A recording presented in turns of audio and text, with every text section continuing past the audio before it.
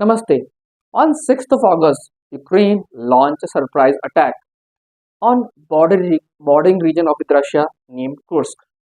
This has created a lot of speculations, commentaries, and what can it mean for the future? Will the war end? Will the Ukraine swap the territories it's now currently holds of Russia in return of Russia returning some of the territories Ukraine held? Sorry, some of the territories held by Russia in Ukraine regions. So let's discuss about this. Let's go.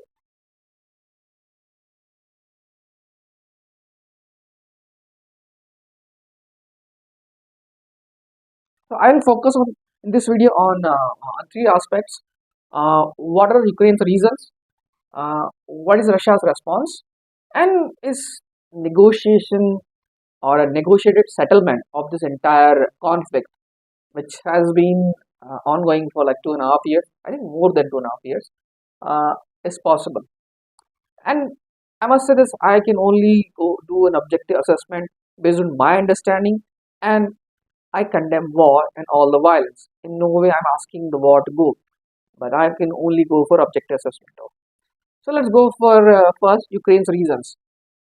There's been a lot of speculations on what are Ukraine's reasons for this. I can only see two or three. The first is Ukraine wanted to show the whole Western world that it has still got a potential to fight this war, to win in some places, or to win against Russia. Because lately there has been a lot of talks in US, in Europe, about forcing Ukraine to for a negotiated settlement with Russia, and that may mean that Ukraine has to give up some territories um, which Russia currently occupies in return of for peace or ceasefire. So Ukraine just wanted to tell their Western backers that look, we still got the spine, still got the strength, so we want to you to continue helping us. And it looks like Western countries are going to help. Countries provide intelligence, they provide arms and ammunitions. Many of the Western commanders are actually working with Ukraine army. So I think Western governments knew about it, and maybe they have ordered this strike. Maybe they didn't. We don't know. Just speculations. The second reason, which I could think, or which is actually being given by many of the Ukrainian authorities, that they want to force Russia to negotiate.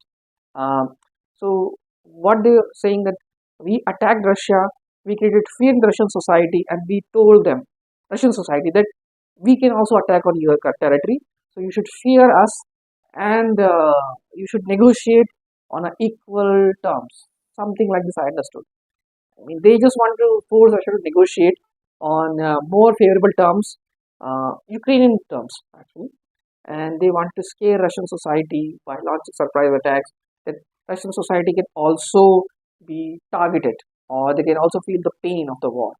Something to say.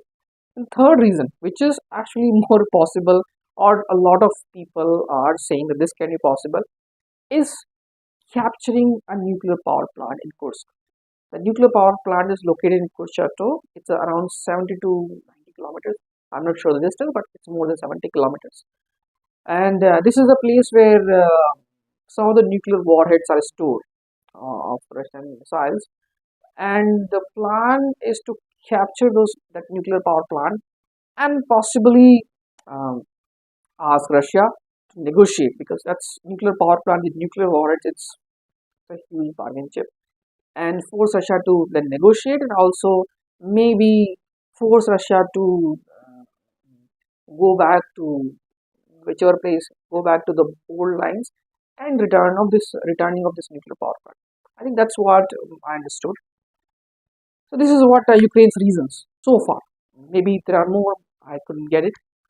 Now let's go for what's Russia's response to this Kursk offensive. The Ukrainians are saying. Mr.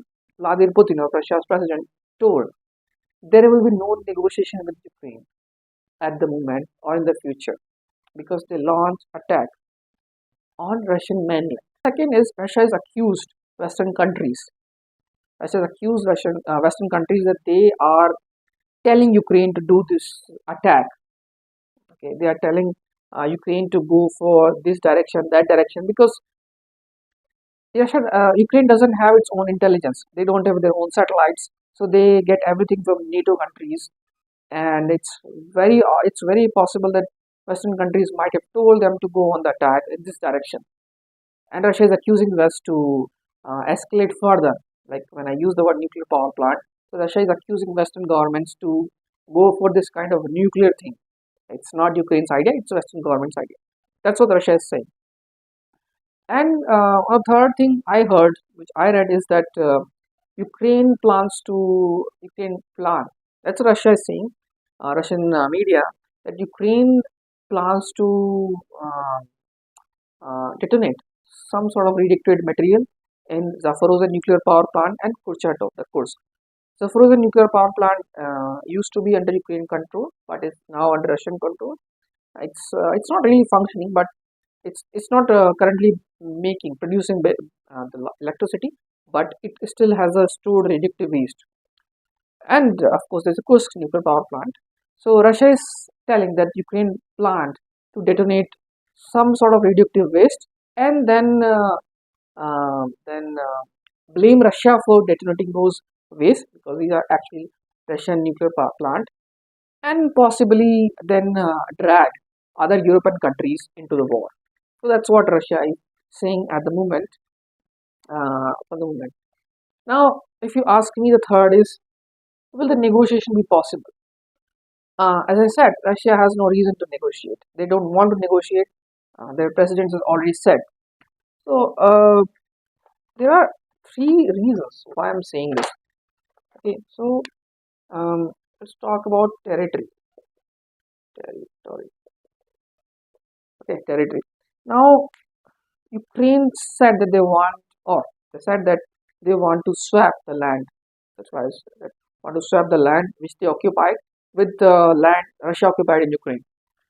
Problem is, Russia occupied a very strategic places like Crimea, the full control of Azov Sea, a large-scale Ukraine coastline, the mining of Donetsk, and very strategic places in Ukraine. Around 20% of Ukraine, 18 to 20% based on assessment. So Russia occupied 18% to 20% of Ukraine territory. And if we go by the today's estimate, Ukraine occupied something around this much of Russia. Russia is very big. It's the largest landmass on the planet Earth. Ukraine occupied this much and nothing significant. These are border areas, farmlands. Russia have evacuated, has already evacuated most of the population. So it's just an area. It's not strategic significance. But of course, if Ukraine captures nuclear power plant, that's a huge difference. But so far they are very far. So far they haven't reached there. Maybe they will reach. Maybe they don't reach. We don't know. But at the moment, this doesn't look like a bargaining position for Ukraine. Second, the Western weaponry is being used in a very successful way. Ukraine used a lot of German tanks, German armored vehicles, and this region, Kursk, has seen one of the heaviest fighting in Second World War. Largest tank battle of Second World War was fought on that soil, and Soviet Union prevailed. And after that, Russians keep on advancing till the time they reach Berlin. So the German vehicles on Russian soil has an opposite effect. Russian population is not actually scared. What I can sense based on my understanding of Russian language and the way I interact with Russian people, they are not actually scared. They are more angry because they can see the German vehicles now again after 1944 on their soil, and it's not Ukraine weapons; it's Western weapons. Ukraine is using. So they are more than united to have a tough battle or to give a tough response. So this narrative of that we are scaring Russian population, yes, they did scare, but then again, it's just a tiny proportion of population which lives on a border area. Rest of the populations can be not affected, and they are demanding tough response. So they may not want a negotiation.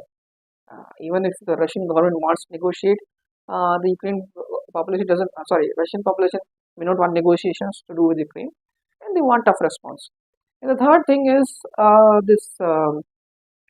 If you talk about this nuclear provocations, like Russia is accusing of radioactive waste can be detonated by Ukraine, accusing Russia, then dragging Western. Russia is taking it very seriously, and they are saying it. And this is not the first time Russia accused Ukraine of it. It did happen, and Russian Defense Minister telephoned UK Defense Minister, then US Defense Minister, Indian Defense Minister, Chinese Defense Minister, telling that Ukraine is trying to do something like that and accusing Russia of doing it to drag Western countries into it. So this has happened a couple of times in the past, and I don't know details, but those telephone calls happen. Maybe they are still happening. They may be indirectly Russians are telling Ukraine through Western countries, through other countries to tell Ukraine that don't do this. So this nuclear provocations, it's a serious thing if it is there, or maybe just speculation by Russia to blame Ukraine. It can have, it can be. It's a war. It's a war. You may not know until the war ends if it's a misinformation, psyops or not. But if you see this at the moment, the world negotiations are not possible. The war continues. Ukraine now occupies some like this percentage, maybe more. This is a rough estimate.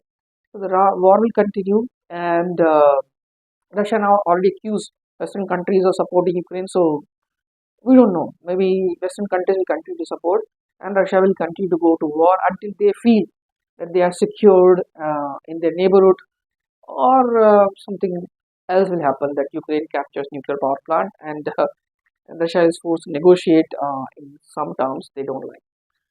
But at the moment, in today's condition, negotiation won't be possible, and sadly, the war will continue. And it's very sad, innocent lives are lost. But as an analyst, I can only see what I see, what is available to me. So, thank you for watching this sad update. Sorry for smiling. War is not a thing, but it's funny that people are fighting for what reasons. But thank you for watching this video, and if you like this commentary, please share it with others. And if you want to know more about updates related to Russia in Hindi and English or in Russian, please subscribe to my channel. Namaste.